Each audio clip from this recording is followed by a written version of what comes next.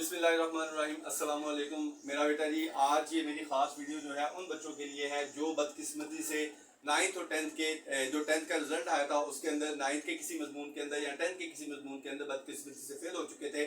तो आज की वीडियो मेरी सिर्फ उन बच्चों के लिए है जो नाइन्थ या मैथ के टेंथ के अंदर मैथ के अंदर सप्ली आई है। तो सबसे पहले मैं बात करूंगा उन बच्चों के लिए जिनकी नाइन्थ की मैथ में सप्ली है। तो नाइन्थ की मैथ की सप्ली मेरा बेटा क्लियर करने के लिए आपको एक ऐसा छोटा सा फॉर्मूला बताऊंगा कि अगर आप लोग इस मैथ की सिर्फ 3 चीजें कर लो तो आप लोग आसानी के साथ क्या कर सकते हो, नाइन्थ के मैथ में पास हो सकते हो। इसके लिए आप लोगों को मैथ के कोई क्वेश्चन सॉल्व करने की जरूरत पेश नहीं आएगी। आप सिर्फ कुछ चीजें याद कर लो। अगर कुछ चीजें अच्छे तरीके से याद भी कर लोगे, ठीक है, क्योंकि आपके ऐसे बच्चे होते हैं जिनको मैथ्स के क्वेश्चंस की समझ नहीं आती, तो मेरा बेटा क्वेश्चन करने की बजाय अगर आप लोग ये कुछ चीजें सिर्फ लर्न कर लो, याद कर लो, तो आप आसानी से क्या कर सकते हो, 35 मार्क्स जो है वो अटेन कर सकते हो। और अगर 35 मार्क्स आ गए तो आप लोग आसानी से क्या हो सकते हो, नाइन्थ के पेपर के अंदर पास, मैथ में पास हो सकते हो।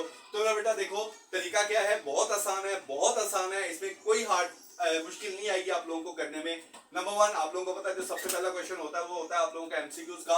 और एमसीक्यूज टोटल कितने आते हैं, 15 नंबर के। इसमें 2 तरीके होते हैं। सबसे पहले तो कोशिश करो आप लोग मैथ्स की सारी एक्सरसाइज के एमसीक्यूज कंप्लीट करो, क्योंकि 90% 12 या 13 एमसीक्यूज जो हैं वो एक्सरसाइज में से आते हैं। अगर आपके 15 के 15 एमसीक्यू सॉल्व करना चाहते हो तो 2024 के पास पेपर के जितने भी एमसीक्यूज पेपर हैं वो सॉल्व कर लो, तो आप आसानी से क्या कर सकते हो, एमसीक्यूज के अंदर पूरे के पूरे 15 नंबर जो है हासिल कर सकते हो। यानी कि अगर मैथ्स के अंदर आप लोगों ने एमसीक्यूज के अंदर पूरे नंबर लेने हैं तो सारे के सारे एमसीक्यूज कंप्लीट कर लो, तो आसानी से आपके क्या आ सकते हैं, 15 नंबर इजीली आ सकते हैं। इन 15 नंबरों के साथ साथ अगर आप लोग सिर्फ एक चैप्टर के 6 थ्योरम अच्छे तरीके से याद कर लो, क्योंकि थ्योरम का क्वेश्चन जो है वो कंपलसरी होता है, वो आप लोगों को लाजमी करना होता है। अगर आप लोग चैप्टर नंबर 12 के 6 थ्योरम अच्छे तरीके से कर लो तो उसमें से एक थ्योरम आप लोगों को आ जाएगा।